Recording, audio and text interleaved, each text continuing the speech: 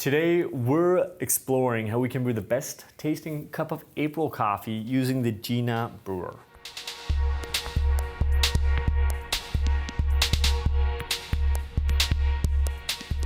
Welcome back to Coffee with April.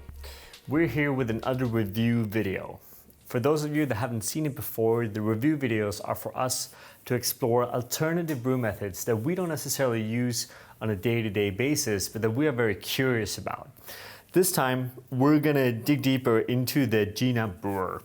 And I'm gonna kickstart this brew, and then we're gonna talk more about the specific variables that goes into this brewer.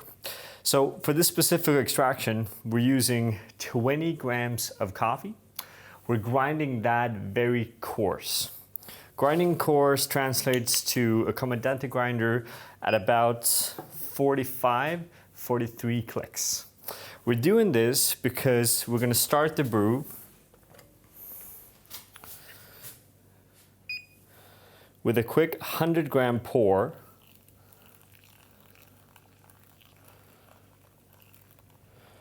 that we're gonna let sit to extract for 1 minute. Now, one of the cool features with this brewer is that you're actually able to regulate if you want to do an immersion brew or if you want to basically extract your coffee as a normal drip coffee.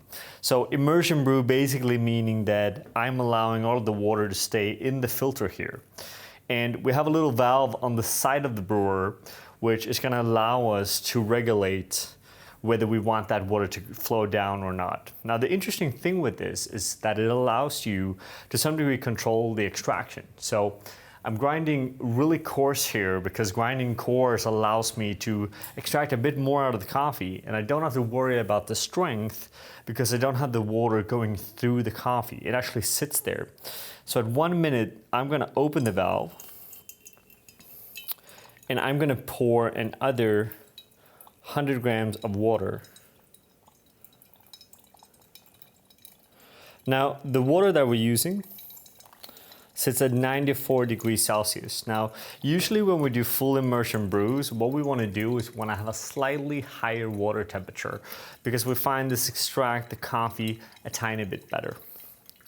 Now, because we had 1 minute of the initial brew time locked in full immersion, then we open up and we do a second pour, we're gonna look at a slightly longer brew time here than what we're used to here at April. So we're gonna have a total brew time that actually exceeds 3 minutes, which in general we actually don't necessarily recommend, but we do it now because of the initial full immersion brew. Now, for those of you that don't know, this brewer, and they actually have a really interesting Kickstarter campaign, which is how they launched this brewer initially. And there you can find a lot of good information. And we're gonna make sure to link to that underneath in this video as well. Now, my final pour here is up to 300 grams of water, and then we're basically done pouring. Now, if you read up about this brewer, you realize a few things that are pretty interesting. First of all, one, it actually comes with a built-in scale where you're supposed to use an app where you can control flow rate and get a bit more data on your extractions, which is really interesting. Now, you see that we don't use it. Well, it's simply because that's not what we're used to here at April. We tried a few different apps on a few different variations, and to be fair, it's not really our cup of tea. So we prefer just actually putting it on a scale like we've done here on the Sakaya scale. Now, some other pictures with this is, of course, that you have different ways of brewing coffee here, right? Where we basically see that you can brew as a full immersion, as we did in the initial part of the brew, or you can brew a full, basically drip brew, similar to any kind of V60 brew as well. Or, which they're also kind of famous for, you could actually do a cold extraction to make cold coffee. So the initial pitch with this brewer is that you should be able to brew a lot of different versions of coffee using just one single setup, which to be fair is really cool. We should mention, for the sake of this video and for all of you that already seen this, is that what we have here is actually a Hario kettle, and usually they actually supply their own kettle. We just tend to actually prefer how we evaluate the aroma in the Hario kettle versus the kettle that is already within the kind of setup. But for those of you that actually go out and get one, you're going to get a full setup with kettle as well, right?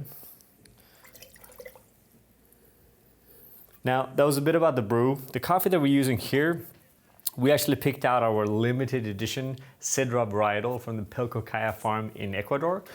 We think that works beautifully on a full immersion because it gives a bit more sweetness, a bit more balance, but you also have this really delicate floral notes, which I argue that you can actually help bringing out when you're working with different kinds of extractions within the same brew, right? So that's why this full immersion versus drip function is actually really interesting to play with. For those of you that want even more information about this brewer and some kind of special professional tips, you should check out Emmy from Mama in Zurich. They're a roastery and coffee shop. She had a beautiful presentation in the World Brewers Cup in Brazil where she took first place using this very setup. So for those of you that wonder if you can brew a really tasty cup of coffee on this, you clearly can because she has already done it.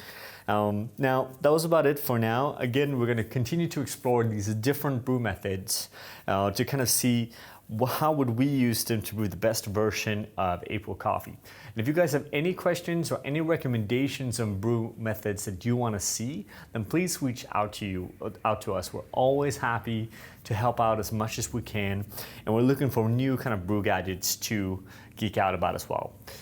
For now, thank you guys for watching. As always, if you have any comments, just write them down here. Enjoy your day.